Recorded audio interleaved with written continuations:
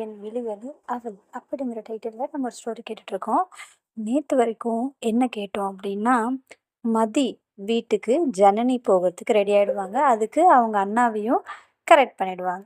So அவங்க அண்ணா கூட 2 பேரும் சேர்ந்து அவங்க மதி வீட்டுக்கு போவாங்க. மதி வீட்டுக்கு போனதும் அவங்க அண்ணா கொஞ்சம் தூரமாகவே தள்ளி வண்டியை ஸ்டாப் பண்ணிடுவார். ஸ்டாப் பண்ணிவிட்டு, சரி நீ போயிட்டு அடி வாங்குறது நான் அடியெல்லாம் வாங்கிட்டு அப்புறமா எனக்கு ஃபோன் பண்ணு. ஆ அதுவும் அந்த வீட்டுக்குள்ளே இருந்துட்டு ஃபோன் பண்ணிடாத. என்னாலையும் சேர்த்து அடி வாங்க முடியாது. நீ கொஞ்சம் தூரம் வந்துட்டு எனக்கு ஃபோன் பண்ணு அப்படி சொல்லுவாங்க. ஏய் ஏன்டா போகும்போது அபசோகமா பேசுற அப்படி சொல்லுவாங்க. இல்லடி இவ்வளோ நாள் பேசாமல் இருந்துட்டு இப்போ போற அப்படின்னா எனக்கு தெரிஞ்சு கண்டிப்பாக காண்டில் தான் இருப்பாங்க. ஸோ நீ வேற அவங்க கூட கொஞ்சம் க்ளோஸாக வேற இருந்திருக்க. ஸோ சொல் கூட்டி கழிச்சு பார்த்தா உனக்கு செருப்படி தாண்டி அப்படின்னு சொல்லுவாங்க. டேய் இன்னும் கொஞ்சம் பெட்டரா அவங்க கொஞ்சம் ஹை கிளாஸ் அப்படிங்கிறதுனால ஷூ அடிக்கடி அப்படின்னு சொல்லுவாங்க. டேய் என்னடா போடா அப்படின்னு சொல்லுவாங்க. உண்மையை சொன்னேன், ரெடியா என்கோ ஷூவில் அடி வாங்குறதுக்கு அப்படின்னு சொல்லுவாங்க. நான் பார்த்துக்கிறேன், நீ கிளம்பு அப்படின்னு சொல்லுவாங்க. சரிங்க மேடம், வேலையை முடிஞ்சது சேட்டையை காமிச்சிட்டல அப்படின்னு சொல்லுவாங்க. டேய் மறுபடியும் நீ எப்படி வர சொல்ற, ப்ளீஸ்டா வந்து பிக்கப் பண்ணிக்கோ. நேரம் சி அப்படின்னு சொல்லிட்டு, சரி நீ கால் பண்ணு, நான் என் ஃப்ரெண்டு வீட்டுக்கு போகிறேன் அப்படின்னு சொல்லிட்டு அவங்க அண்ணா கிளம்பிடுவாங்க. இவங்க வருவாங்க. அப்படியே அந்த புலி சி பூனை பதுங்கி பதுங்கி வரும் பார்த்தீங்களா, அந்த மாதிரி பதுங்கி பதுங்கி பதுங்கி பதுங்கி அவங்க வீட்டுக்கு வந்து அணுங்காமல் எட்டி பார்ப்பாங்க. யாராச்சும் வெளியே இருக்கிறாங்கன்னு. யாருமே வெளியே இருக்க மாட்டாங்க. ஓகே போகலாம் உள்ள அப்படின்னு சொல்லிட்டு மெதுவாக போயிட்டு, கடவுளே என்னை காப்பாத்துப்பா அப்படின்னு சொல்லிட்டு காலிங் பெல் அடிப்பாங்க. காலிங் பெல் அடித்ததும் எதுவும் சவுண்டு வராது. என்ன ஆளை காணும் அப்படின்னு சொல்லிட்டு இன்னொரு வாட்டி அடிப்பாங்க. அப்போ அங்கேருந்து வந்து டோர் ஓப்பன் பண்ணுவாங்க. டோர் ஓப்பன் பண்ணது அவங்க அம்மா நீயா அப்படின்னு சொல்லிட்டு கேட்பாங்க.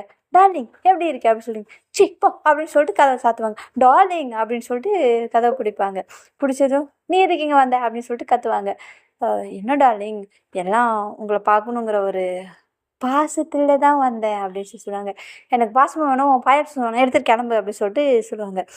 என்ன டார்லிங், ஏன் இப்படி என் மேலே கோவப்படுறீங்க? சாரி டார்லிங், என்னை மன்னிச்சிடுங்க. நான் ஏதோ அதை விடுங்க, அதை பற்றியே பேச வேணாம். அதான் இப்போ வந்துட்டேன்ல, ப்ளீஸ் என்கிட்ட பேசுங்க அப்படின்னு சொல்லிட்டு கேட்பாங்க. என்ன பேசணும் உன்கிட்ட அப்படின்னு சொல்லிட்டு கேட்பாங்க. ஏன் டார்லிங் என் மேலே இவ்வளோ கோவமா இருக்க அப்படின்னு சொல்லிட்டு கேட்பாங்க. பின்ன கோவமா இல்லாமல் வேற என்னவா இருக்கு சொல்ற? இன்னைக்கு என் பொண்ணு இப்படி இருக்கான்னா அது காரணமே நீ தான் அப்படி சொல்லுவாங்க. அப் என்ன டார்லிங், நீங்கள் ஆசைப்பட்ட மாதிரி தைரியமாக நல்லா போல்டாக தானே இருக்கா. அப்புறம் என்ன உங்களுக்கு என்ன என்ன பிரச்சனை? அவ தைரியமாக இருக்கா. இப்படியெல்லாம் பேசலாமா அப்படின்னு சொல்லிட்டு சொல்லுவாங்க. நேரில் வந்துட்டு இப்படியெல்லாம் பேசினா நான் சமாதானம் முடியவே முடியாது. ஐயோ டார்லிங்னு சொல்லிட்டு புடுக்குன்னு டார்லிங் சாரி அப்படின்னு சொல்லிட்டு அவங்க காலை பிடிச்சிட்டு காதை பிடிச்சிக்கிட்டு மண்டி போட்டு உட்காந்துருவாங்க. அவங்க காலுக்கிட்டே என்ன பண்ணுற, சாரி டார்லிங் அப்படின்னு சொல்லிட்டு அவங்க காதை ரெண்டையும் பிடிச்சிக்கிட்டு கீழே மண்டி போட்டு உட்காருவாங்க. சரி சரி எந்திரி எந்திரி, உன்னை பார்த்ததுமே உன் மேலே இருந்த கோவம்லாம் போயிடுச்சு, எந்திரி அப்படின்னு சொல்லிட்டு சொல்லுவாங்க. அப்பாடா சரி உட்காரு, நான் டீ எடுத்துகிட்டு வரேன் அப்படின்னு சொல்லிட்டு போவாங்க. ஐயோ ஓரளவுக்கு சமாதானம் பண்ணிட்டோமா? ஒருவேளை கோவத்துல டீயில் பாய்சன் எதுவும் போட்டு வந்து கொடுத்துரு. டார்லிங் எனக்கு டீ எல்லாம் வேணாம், பயப்படாத, நான் பாய்சனெல்லாம் எதுவும் போடலை. கேட்டுருச்சு போல். சரி ஓகே ஒன்றும் இல்லை சும்மா சொன்னேன், தெரியும் தெரியும் அப்படின்னு சொல்லிட்டு அங்கே டீயை கொண்டுட்டு வந்து காஃபி டீ ஏதோ யார் யாருக்கு என்னென்ன பிடிக்குமோ அதை வச்சுக்கோங்க. ஸோ அவங்க கொண்டு வந்து கொடுப்பாங்க. 2 பேரும் சாப்பிட்டுட்டு இருப்பாங்க. என்னாச்சு டார்லிங் ஏன் இப்படி அப்படின்னு சொல்லிட்டு கேட்பாங்க. ஏன் இப்படின்னா என்ன பண்ணுறது, நீயே தானே எல்லாத்தையும் பார்த்துட்ருக்க, என் பொண்ணு இப்போ எப்படி இருக்கான்னு உனக்கு தெரியுமா அப்படின்னு சொல்லிட்டு இருந்தாங்க. தெரியும் தெரியும், காலேஜில் அவளை பார்த்துட்டு தான் வரேன் அப்படின்னு சொல்லுவாங்க. பேசுனியா அப்படி சொல்லுவேன். உங்களை சமாதானப்படுத்துறதுக்கே எனக்கு இவ்வளோ நேரம் ஆச்சு, உங்கள் பொண்ணை சமாதானப்படுத்தணும்னா என்னென்ன பண்ணணுமோ தெரியலையே அப்படி சொல்லுவாங்க. சரி அதை விடு, நீ ஏன் இவ்வளோ நாளாக எங்கள் யாருக்கிட்டையும் பேசலை, எங்களை காண்டாக்டே பண்ணல, ஏன் அப்படின்னு சொல்லிட்டு கேட்பாங்க. அதெல்லாம் ஏன்னு கேட்டால் நான் என்னன்னு சொல்லுவேன். அது ஏதோ கொஞ்சம் மைண்ட் அப்செட். நான் அப்படியே எங்கள் பாட்டி ஊருக்கு போயிட்டேன், அப்படியே அங்கே செட்டில் ஆகிட்டேன். அதெல்லாம் விடு டார்லிங், அதை பற்றி எதுக்கு நமக்கு இப்போ அப்படின்னு சொல்லிட்டு சொல்லுவாங்க. இங்கே பார், எனக்கு தெரியாது, எனக்கு என் பொண்ணு வேணும் அப்படி சொல்லுவாங்க. ஏன் உங்கள் பொண்ணு உங்கள் கூட தானே இருக்கா அப்படின்னு சொல்லிட்டு கேட்பாங்க. ஏய் நான் கேட்குறது என் பொண்ணு எனக்கு வேணும். அதாவது முன்னாடி எப்படி இருந்தாலோ அந்த மாதிரி என் பொண்ணு எனக்கு வேணும் அப்படின்னு சொல்லுவாங்க. அவ்வளோதானே டார்லிங், விடுங்க பார்த்துக்கலாம், ரொம்ப சிம்பிள் அப்படி சொல்லுவாங்க. சிம்பிளா அப்படின்னு சொல்லுவாங்க. கொஞ்சம் கஷ்டம்தான், நான் நான் பார்த்துக்கிறேன் அப்படி சொல்லி. நீ எங்கே பார்த்துப்ப, நீ எங்கேயோ உட்காந்துட்ருக்க, அவள் எங்கேயோ இருக்கா, நீ எங்கேருந்து அவளை பார்த்துப்ப, உன் பேரை கேட்டாலும் இப்போல்லாம் என்கிட்டயே கோவப்படுறா தெரியுமா அப்படின்னு சொல்லுவாங்க. முன்னாடி உன் பேரை அதாவது முன்னாடி உன் பேரை திட்டி சொல்லுவேன், அப்போ கோவப்படுவா. இப்போ உன் பேரை அன்பா சொன்னாலும் கோவப்படுறா. என்ன தானே நடக்குது உங்களுக்குள்ளே என்ன தாண்டி பிரச்சனை, ஏன்டி அவளை இப்படி பாதிலே விட்டுட்டு போனேன் அப்படின்னு சொல்லிட்டு கத்த ஆரம்பிச்சிடுவாங்க. ஐயோ டார்லிங் ப்ளீஸ், அது முடிஞ்சு போன கதை, விட்டுருங்களேன். இதுக்கப்புறம் என்ன பண்ணா அதை பற்றி நம்ம யோசிப்போமே அப்படின்னு சொல்லுவாங்க. இங்கே பாரு ஜனனி, சொல்லு டார்லிங், நீ என்ன பண்ணுவ ஏது பண்ணுவ எனக்கு தெரியாது.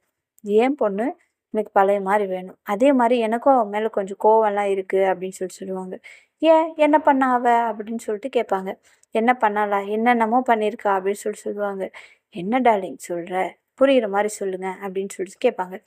உங்களுக்கு தெரியுமா, அவங்க அப்பாவோட ஸ்லிப்பிங் டேப்லெட் அவள் சாப்பிட்டுட்டா அப்படின்னு சொல்லிட்டு சொல்லுவாங்க. என்ன அப்படின்னு சொல்லிட்டு கத்துவாங்க. ஆமாம், அவள் ரொம்ப நாள் தூங்காமல் கொள்ளாமல் இருந்தா, அவளுக்கு தூக்கம் வரல அப்படின்னு சொல்லிட்டு இந்த டேப்லெட் எடுத்து போட்டு, ஸ்லிப்பிங் டேப்லெட் போடுற அளவுக்கு என்ன பிரச்சனை அவளுக்கு அப்படின்னு சொல்லிட்டு கேட்பாங்க. என்ன கேட்டால் எனக்கு மட்டும் தெரியும். ஃபஸ்ட்டு அவங்க அப்பா வந்து ஒர்க் டிப்ரெஷனில் அப்பப்போ ஆஃப் தான் போடுவார், அதுக்காக அவர் வாங்கி வச்சுருந்தார். இவன் என்ன பண்ணிட்டா, ஒவ்வொரு டைம் கேட்பா என்கிட்ட, எதுக்கு இந்த டேப்லெட் சாப்பிட்றாரு, ஸ்லிப்பிங் டேப்லெட், தூக்கம் வரலன்னா இது போட்டால் தூக்கம் வரும்னு அவங்க அப்பா சொல்லியிருக்காரு. அவள் என்ன பண்ணிட்டான்னா 4-5 எடுத்து ஒன்றா போட்டுட்டா. நாங்கள் எவ்வளோ கஷ்டப்பட தெரியுமா, அவளை எனக்குன்னு இருக்கிறது ஒரே பொண்ணு, அவளுக்கு எதோ வந்துச்சுன்னா நான் என்ன பண்ணுவேன், அவளை பொழைக்க வரத்துக்குள்ளே எனக்கு உயிர் போயிடுச்சு அப்படின்னு சொல்லிட்டு அவங்க. டார்லிங் என்ன டார்லிங் இப்படி சொல்கிறீங்க அப்படி சொல்லுவாங்க. கேட்குற உனக்கே இப்படி இருக்குன்னா, அவள் செத்து பொழைச்சிருக்கா, எனக்குன்னு இருந்தது ஒரே ஒரு பொண்ணு, அவளை காப்பாற்ற எனக்கு எப்படியெல்லாம் நான் துடிச்சு போயிருப்பேன் தெரியுமா அப்படின்னு சொல்லிட்டு அவங்க அம்மா பேசுவாங்க. டார்லிங் விடு டார்லிங், இப்போது நல்லா இருக்கல, எல்லாத்துக்கும் நீ தாண்டி காரணம் அப்படின்னு கத்த ஆரம்பிச்சிருவாங்க. டார்லிங் நான் என்ன பண்ணேன் அப்படின்னு சொல்லிட்டு சொல்லுவாங்க. அவகிட்ட நான் குணமானதுக்கப்புறம் கேட்டேன், ஏன்டி இதெல்லாம் சாப்பிட்ட, அறிவில்லையான்ட்டு. மா என்னம்மா உனக்கு பிரச்சனை, தெரியாமல் சாப்பிட்டேன் அப்படின்னு தான் சொல்கிறாளே தவிர எதுவும் சொல்ல மாட்டேன்.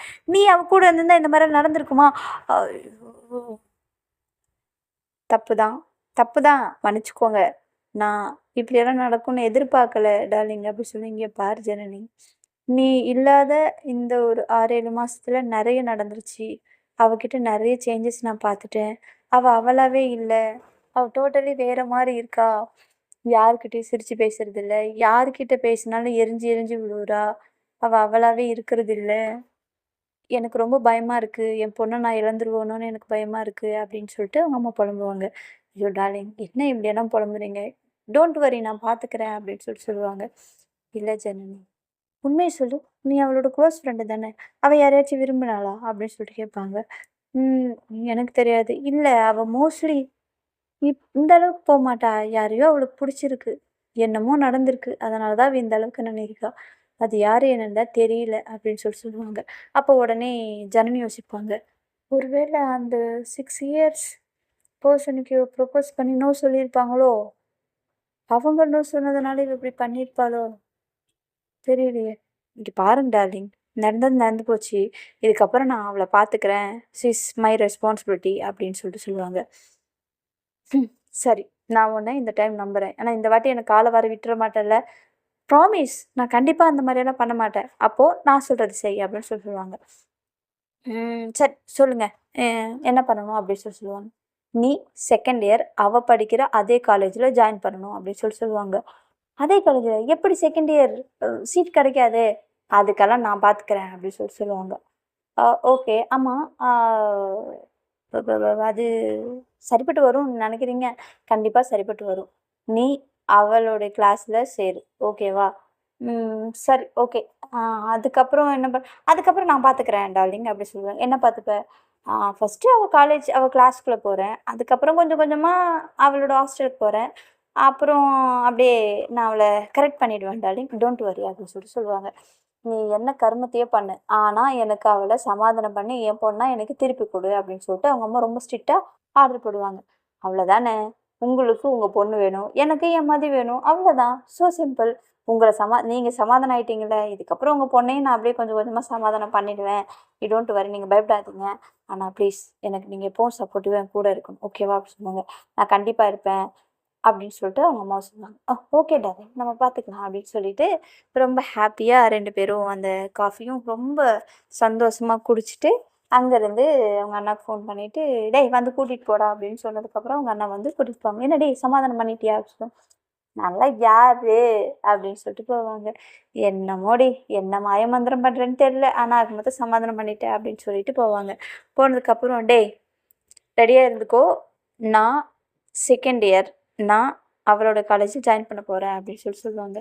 டேய் என்னடி சொல்கிற அப்படின்னு சொல்லிட்டு கேட்பாங்க. ஆமாம், அவங்க அம்மாவே சொல்லிட்டாங்க, சீட்டை அவங்க அம்மா வாங்கி தராங்கம்மா. நீ என்ன பண்ணுற, எப்படியாவது அம்மா அப்பா கிட்ட பேசி அவள் எந்த ஹாஸ்டலில் தங்கியிருக்காளோ அதே ஹாஸ்டலில் எனக்கு ஒரு ரூம் செட் பண்ணி கொடுத்துரு அப்படின்னு சொல்லுவாங்க. எதுக்கு உனக்கு நான் ரூம் செட் பண்ணி கொடுக்கணும், அவ ரூம்லேயே போய் தங்கிக்கோ, நல்லா தான் இருக்குது, ஆனால் அவள் உள்ளே விட மாட்டாளே அப்படின்னு சொல்லுவாங்க. அதான் நீ சமாதானம் பண்ணிடுவல, சமாதானம் பண்ணிவிட்டு அவள் வீட்டில் தங்கிக்கோ, சரி அவள் ரூம்லேயே தங்கிக்கோ, அது வரைக்கும் வேணுமா நீ வீட்டில் இருந்து போ அப்படின்னு சொல்லிட்டு சொல்லுவாங்க அவங்க அண்ணா. குட் ஐடியா, ஓகே நான் இதையே ஃபாலோ பண்ணுறேன் அப்படின்னு சொல்லுவாங்க. சரி வா போகலாம் அப்படின்னு சொல்லிட்டு போவாங்க. போனதுக்கப்புறமா வீட்டுக்கு போயிட்டு அவங்க ஃப்ரெண்டு ரேகாவுக்கு ஃபோன் பண்ணி, டேய் மச்சான் அப்படின்னு சொல்லுவாங்க. டேய் என்ன அப்படின்னு சொல்லிட்டு கேட்பாங்க. ஏன் இவ்வளோ காண்டில் இருக்க அப்படின்னு சொல்லிட்டு கேட்பாங்க. பின்ன இன்னைக்கு உன் ஆளுக்கிட்ட பேசலான்னு போனேன், அது மூஞ்சி அப்படின்னு திருப்பிட்டு போயிடுச்சு தெரியுமா அப்படின்னு சொல்லுவாங்க. இங்கே வேறு நீ ரொம்பலாம் ரிஸ்கெல்லாம் எடுக்காத, இப்போதைக்கு இந்த இயர் ஃபைனல் எக்ஸாம் வரைக்கும் அவளை நோட் மட்டும் பண்ணிட்டு அவள் பக்கத்தில் யாரையும் நெருங்காம பார்த்துக்கோ, அடுத்த இயர் ஐயா வந்து பார்த்துக்கிறேன் அப்படின்னு சொல்லுவாங்க. என்னடா சொல்கிற அப்படின்னு சொல்லிட்டு கேட்பாங்க. ஒன்றும் இல்லைடா, சிம்பிள், நான் செகண்ட் இயர் அந்த காலேஜில் வந்து ஜாயின் பண்ணலான்னு இருக்கேன் அப்படின்னு சொல்லுவாங்க. டே வேணாண்டா, தாங்காதுடா, வேண்டாம் அப்படின்னு சொல்லுவாங்க அவங்க. ஏன் டேய் அவள் செம்ம காண்டில் இருக்கா, நீ வேற அப்படின்னு சொல்லுவாங்க. அதெல்லாம் நான் பார்த்துக்கிறேன், நீ என் கூட சப்போர்ட்டுக்கு இருப்பியா இருக்க மாட்டியா, வேற வழி இருந்து தானே ஆகணும், வேற வழி இல்லை, உன் ஃப்ரெண்ட் ஆகிட்டா வேற என்ன பண்ணுறது, இருந்து தான் ஆகணும் அப்படின்னு சொல்லுவாங்க. அவ்வளோதானே விடு பார்த்துக்கலாம் அப்படின்னு சொல்லிட்டு ஃப்ரீயாக விட்டுருவாங்க.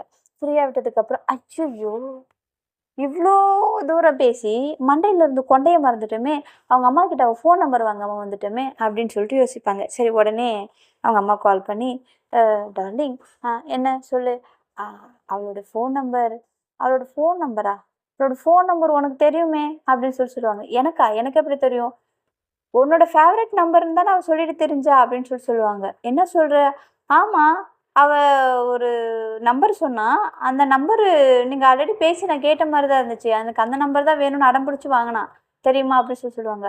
என்னோட ஃபேவரட் நம்பரா போடு அப்படின்னு சொல்லிட்டு தேங்க்யூ டார்லிங் அப்படின்னு சொல்லிட்டு அவங்களுக்கு வச்சுட்டு இவங்களோட ஃபேவரட் நம்பரு டயல் பண்ணுவாங்க. டயல் பண்ணால் புது நம்பராக இருக்கும். மதிக்கு புது நம்பர் தானே, ஸோ அட்டன் பண்ணி ஹலோ அப்படின்னு சொல்லிட்டு கேட்பாங்க. ஹாய் மதி அப்படின்னு சொல்லுவாங்க. எஸ் ஹூஆர் யூ அப்படின்னு சொல்லிட்டு கேட்பாங்க. ஹூஆர் யூவா, வாய்ஸ் பண்ணாலும் தெரில, ஏ மதி நான் தான் ஜனனி அப்படி சொல்லுவாங்க. ராங் நம்பர் அப்படின்னு சொல்லிட்டு ஃபோனை கட் பண்ணிடுவாங்க. ராங் நம்பரா, ஏய் கரெக்டான நம்பர் தாண்டி போட்டிருக்கேன், மறுபடியும் கால் பண்ணுவாங்க. மறுபடியும் கால் பண்ணால் கட் பண்ணி விட்டுருவாங்க.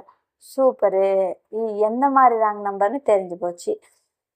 ஸோ அடுத்ததா என்ன பண்ணலாம், மூளைக்கு கொஞ்சம் நிறைய சாப்பாடு போட வேண்டியதாக இருக்கே, அம்மா அப்படின்னு சொல்லி கூப்பிட்டாங்க. என்னடி எனக்கு பசிக்குதுமா அப்படின்னு சொல்லுவாங்க. கொண்டு வரேன் அப்படின்னு சொல்லிட்டு அவங்க அம்மா ஃபுட்டு கொண்டு வருவாங்க. சாப்பாடு சாப்பிட்டுட்டு யோசிப்பாங்க, மூளைக்கு சாப்பாடு போடுறாங்களா, ஆக்சுவலாக வயிற்றுக்கு சாப்பாடு போடுறாங்க, மூளைக்கு சாப்பிட்டுட்டே யோசிப்பாங்க. அப்புறம் என்ன பண்ணுவாங்க, மெசேஜ் தான், சாரி மதி அப்படின்னு சொல்லிட்டு போடுவாங்க. அவங்க வந்து ஹூ ஆர் யூ மறுபடியும் கேட்பாங்க. ஏய் நான் தான் அப்படின்னு போடுவாங்க. நான் தான்னா உங்களுக்கு பேர் இல்லையா அப்படின்னு சொல்லிட்டு வரும். ஏய் நான் தாண்டி ஜனனி அப்படின்னு சொல்லிட்டு சொல்லுவாங்க. எனக்கு யாரு, சாரி எனக்கு அப்படி யாருன்னு தெரியாது அப்படின்னு சொல்லிட்டு மெசேஜ் போடுவாங்க. இப்படியே வாக்குவாதம் போயிட்டுருக்கோம், உனக்கு யாருன்னு தெரியாது, நான் அந்த மாதிரி யாரையும் பார்த்ததில்லை, என் லைஃப்பில் அந்த மாதிரி யாரும் இல்லை அப்படின்னு போயிட்டுருக்கு சண்டை. இங்கே பாருங்கள், இன்னொரு வாட்டி நீ இந்த நம்பர்லேருந்து எனக்கு மெசேஜ் வந்துச்சுன்னா நான் கண்டிப்பாக போலீஸ் கம்ப்ளைண்ட் கொடுக்குற மாதிரி இருக்கும். அந்த மாதிரியான லெவலுக்கு போயிடுவாங்க. செம்ம காண்டில் இருப்பாங்க நம்மளுடைய மதி மேடம். ஜனனிக்கு இவளை எப்படி கரெக்ட் பண்ணுறதுனே தெரியல. சரி ஓகே, ஒரு 1 வீக் போயிடும். போனதுக்கப்புறமா அகெயின் ஃபோன் பண்ணி, ஃபோன் பண்ணதுமே அட்டன் பண்ணுவாங்க மதி மேடம். அட்டன் பண்ணி, "சத்தியமாக எனக்கு உன்னை எப்படி கரெக்ட் பண்ணுறதுனே தெரில, எப்படிடி உன்னை கரெக்ட் பண்ணுறது, இப்படி சொல்லுடி" அப்படின்னு சொல்லிட்டு கேட்பாங்க. அவங்க, "நீ என்ன லூஸா?" அப்படின்னு சொல்லிட்டு ஃபோனை கட் பண்ணிடுவாங்க. எடுத்ததும், "ஹலோ யார், என்னன்னு சொன்னால் திட்டுறாளே" அப்படின்னு சொல்லிட்டு டேரெக்டாகவே கேட்டேன். இதுக்கு மேலே எப்படி கேட்குறதுன்னு எனக்கு தெரியலையே. ஐயோ, எனக்கு பைத்தியமே பிடிக்குது. அவளே என்ன பைத்தியம்னு சொல்லிட்டா, அப்புறம் என்ன பண்ணும், இன்னும் பைத்தியம் பிடிக்க தான் செய்யும். என்னடா பண்ணுறது, ஐயோ. அப்படியே இந்த மெசேஜ்லேயே, சண்டையிலே, ஃபைட்டிங்ஸ்லேயே பார்த்தீங்கன்னா அந்த 6 மந்த் முடிஞ்சிடும். முடிஞ்சதுன்னு தான் இந்த அம்மாவுக்கு, அப்பா முடிஞ்சிருச்சு, இனி அந்த காலேஜ்க்கு என்ட்ரன்ஸ் கொடுக்க வேண்டியது தான்.